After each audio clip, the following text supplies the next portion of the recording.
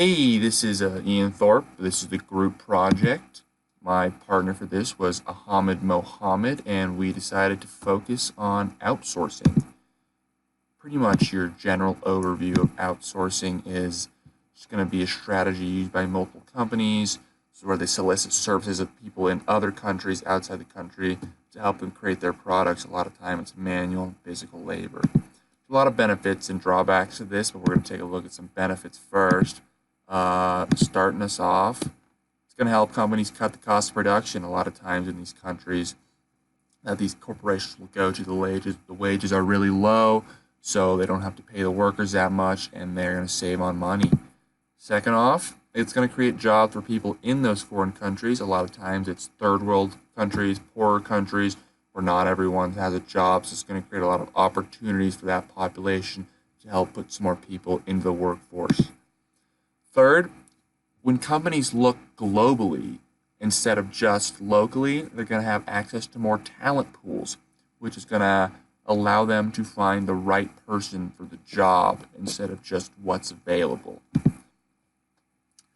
Now we're going to take a look at some drawbacks. First off, it's going to take away jobs from the corporation's country of origin. So say a U.S. corporation goes to India for outsourcing, the U.S. population is not going to have the opportunities to secure those positions, and that's not going to help the economy.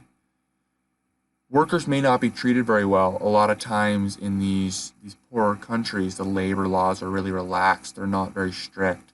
So sometimes the workers can work long hours, low wages, verbal abuse, sometimes physical abuse.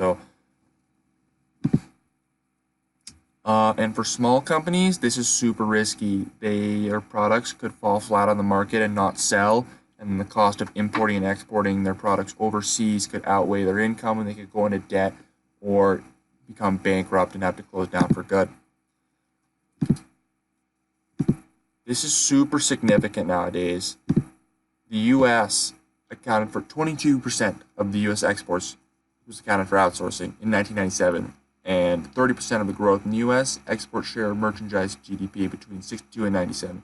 So this means that the U.S. is growing, they're gaining more money, they're gaining power just due to outsourcing. This is a trend we've seen lately, is that more and more companies will look to foreign countries to help produce their products because, like I said earlier, the lower wages, they don't have to pay people as much, which means they make more money.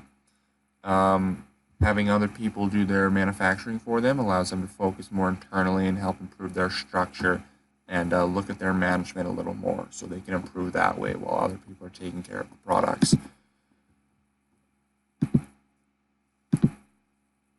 Outsourcing is super relevant to globalization because it's essentially just connecting the world, right? You've got two countries working together to help create a product, and it just kind of involves the whole globe and brings all these different labor pools and talent pools into place so everyone has an opportunity to contribute. Finally, here's the works cited there. We got 5 quality sources. And that wraps up the outsourcing presentation about globalization.